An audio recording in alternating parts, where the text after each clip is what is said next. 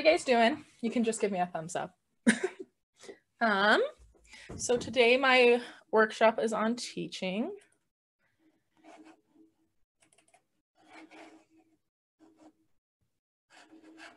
Alrighty, we can get started here in a second. You want to share that screen, the one that's showing?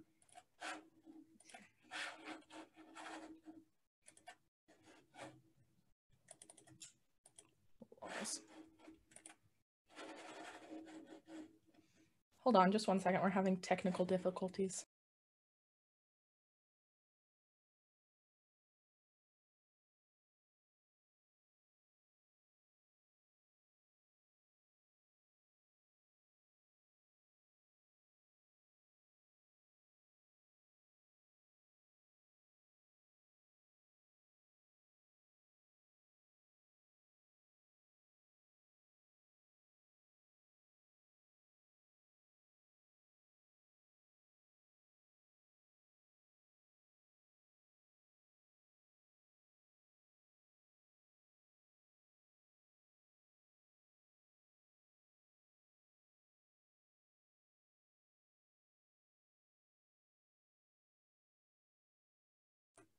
Alrighty, how are you guys doing? Today my workshop is on how to teach. So I'm Josie Wolstenhume. I'm from Geoab County. I'm a state ambassador this year. So my workshop today is teaching a teacher teaching a teacher how to teach a teacher, by a teacher who was taught how to teach, by a teacher teaching how to teach. Alrighty, and realistically, it's just how to teach. What is teaching? This is a question that is a little bit of a loaded question. A lot of teachers say that there is no stupid questions, but this is a stupid question. So, alrighty, what is important when teaching? There are 5 things to know when we're going to teach. The first, attention. The goal is to gain and maintain a group's attention in positive ways. How do you gain and maintain the group's attention? This is all about the energy or the vibe you give off while teaching, but it doesn't mean be so annoying or weird that you can't help but watch. This doesn't mean be so annoying or weird, but you can't also be so boring that they're not going to watch. This can be done with props, catchy phrases, or knowing your audience's interests. If you have a group that's really interested with STEM fields, you want to kind of point it towards that direction. If you have somebody who's really interested in livestock, you point it in that direction.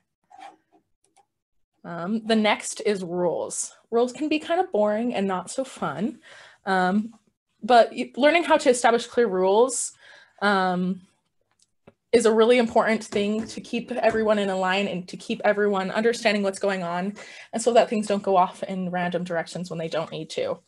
However, you can teach these rules in fun ways, but without having it be in an abrasive way. The next is, it has to be entertaining.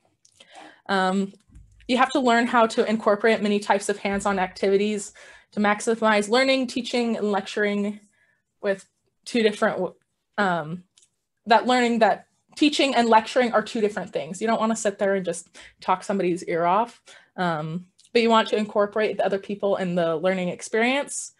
Just because they're learning something that is boring, it doesn't mean that it has to be a boring activity or a boring lesson.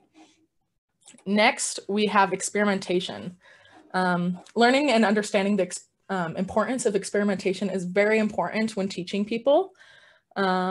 Experimentation is very important to foster curiosity and growing. This can come in many forms, such as things like thoughtful questions, conversations, and fun things like puzzles, riddles can all fall underneath the category of experimentation. Next is knowledge.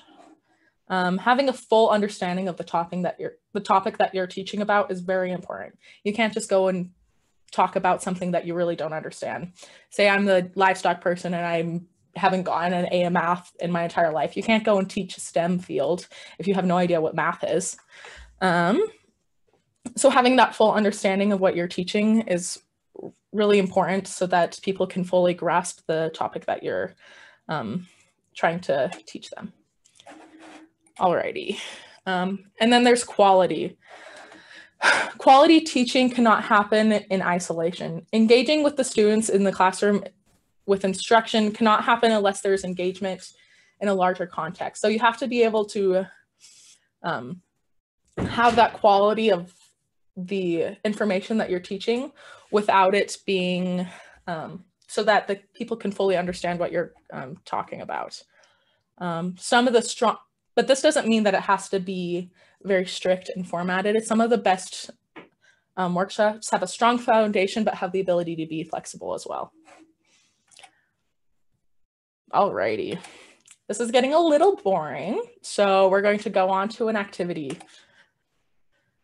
Alrighty, so for this activity, we're building a paper airplanes. Woo! Everybody knows how to build a paper airplane, but there's a lot of different ways and a lot of different methods to building paper airplanes. So we will be teaching others how to build your perfect paper airplane, the ideal paper airplane. And you'll have 2 minutes to prepare and teach, 2 minutes prepare a lesson and presentation as a group.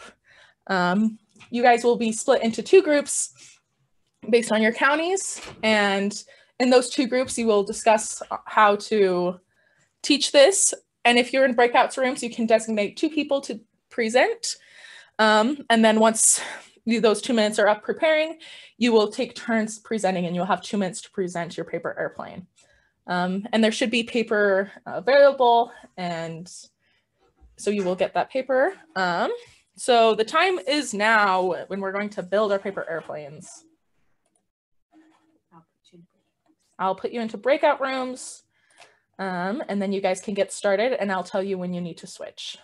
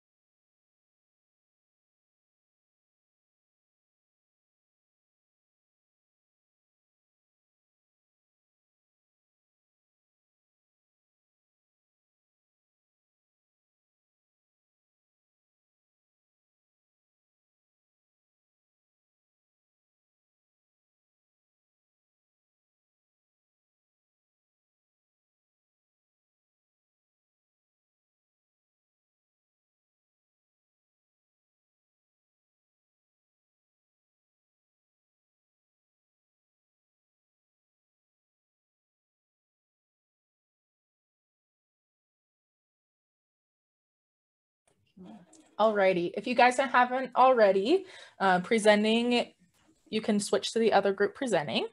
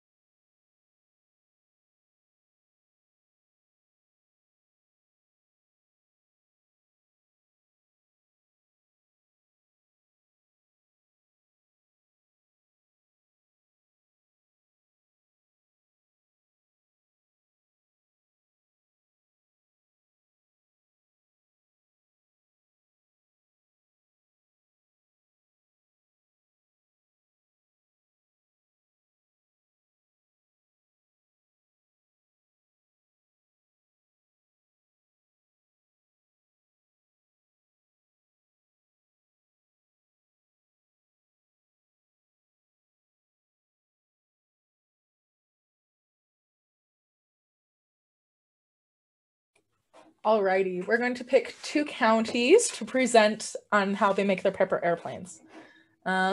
So first, I think we're going to have Beaver County go. So does somebody from Beaver County want to present how they made their paper airplane?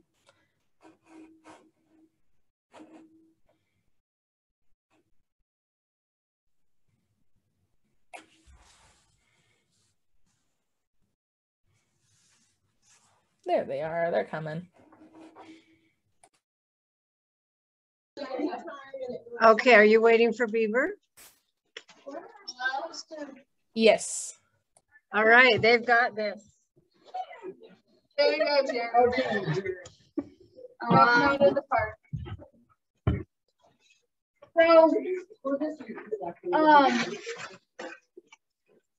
how I think to make a great airplane is to start off by folding it off in half the long way, and then when you unfold it by the long way, you can fold the corners down to where they fold into the center, and then once you have a shape that's like this, you can fold the tip down to where it's a square, kind of like this.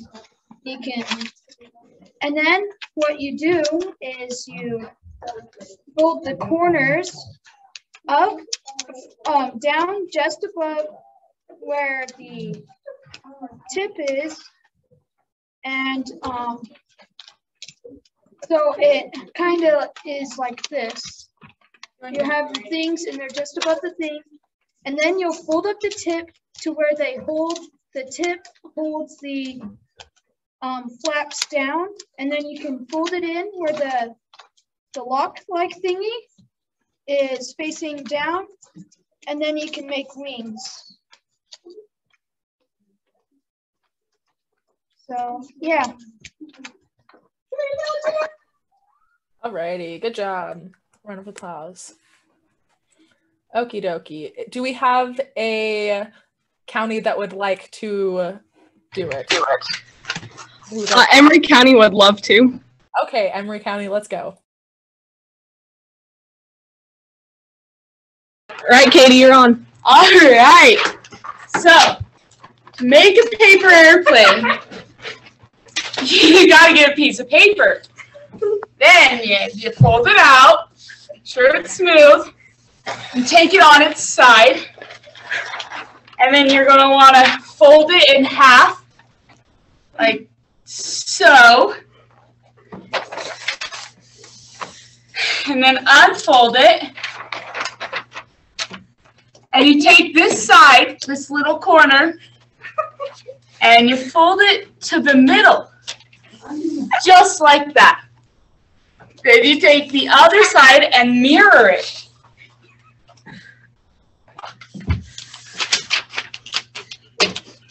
Then what you're gonna do is take the whole thing and fold it in half over top of each other.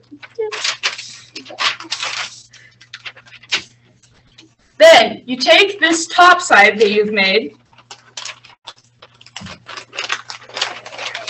and you fold it down so that the line of the wing is at the bottom.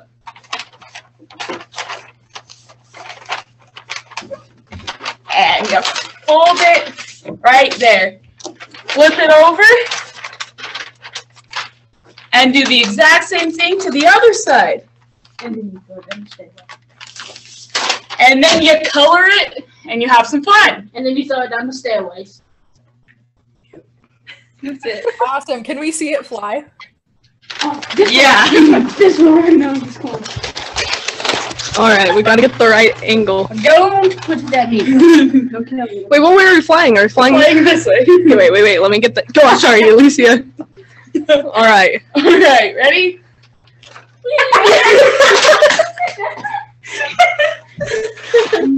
That seems like a very successful flight. Alrighty. So time to move on. Alrighty.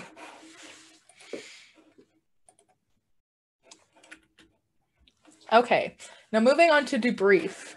So debriefing is a very important part of teaching. Debriefing is the thing that cements in what you taught and what they learned so that they can understand it and apply it into their lives later on. So it is important because it allows key players to obtain important information that leads to the process of improvement. So there's multiple different ways we can do debriefing, but I want to hear some of their questions that you believe are good questions for debriefing. I want you to send those into the chat and I'll read them off. See if you guys are in big groups, type them into the chat, get a lot of information, start yelling up to somebody so they can send them into the chat.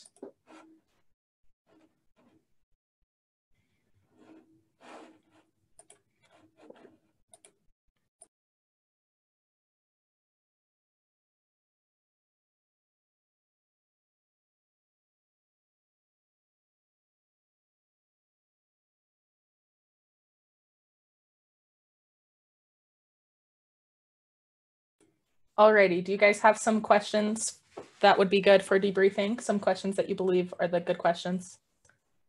Awesome, so we got one that says, what did you learn? This is a perfect question. The point of debriefing is to figure out what you learned, so this is a good question to understand what they learned and so that everyone has a chance to understand it. And then how can you apply what you learned into your life? That is awesome. So the point of these isn't just so that you learn something and then forget it later on. So you want to be able to take what you learned and use it later on. That's why we're here.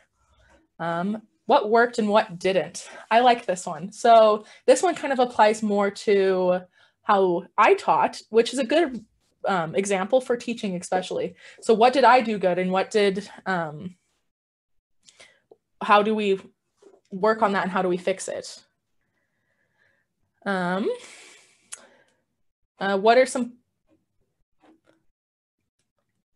what is something that we hadn't heard that you haven't heard before that you learned about? And this is a really good one because it's something that kind of shows not only but what you learned, but something that you learned that was new and different from stuff you already knew. And then where did you succeed? Where did you succeed and how did that make you feel? That's a really good question. Alrighty.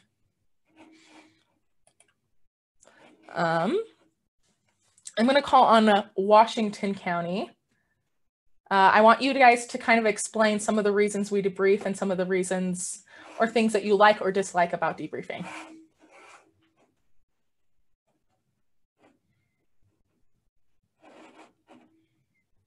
I already go. I already did it, so you guys. I'm out.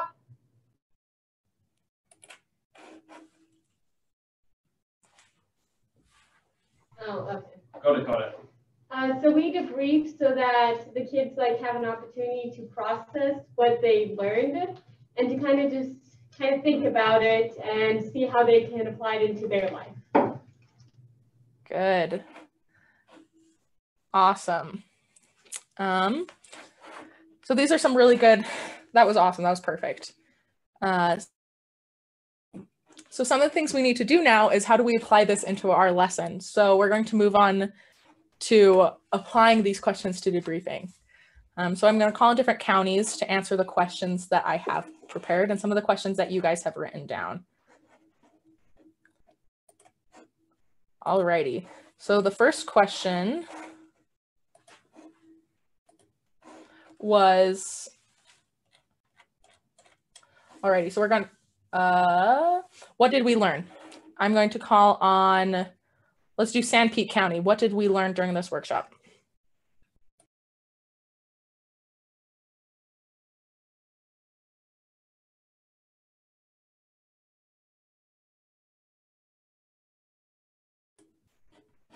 Sanpete County?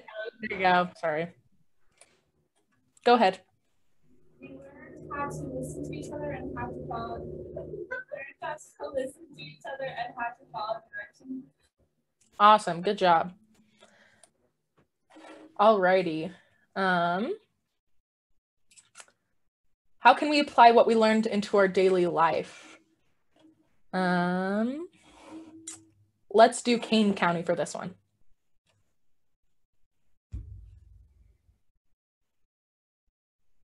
Kane County, how can we apply this into our daily life?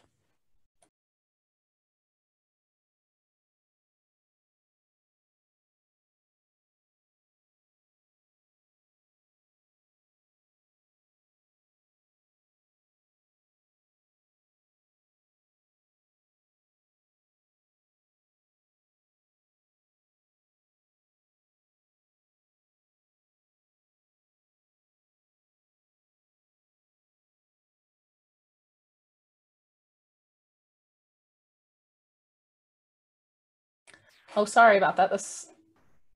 Okay, that works. So go ahead and type what you believe that we can apply this to our daily life. And you can say it out loud.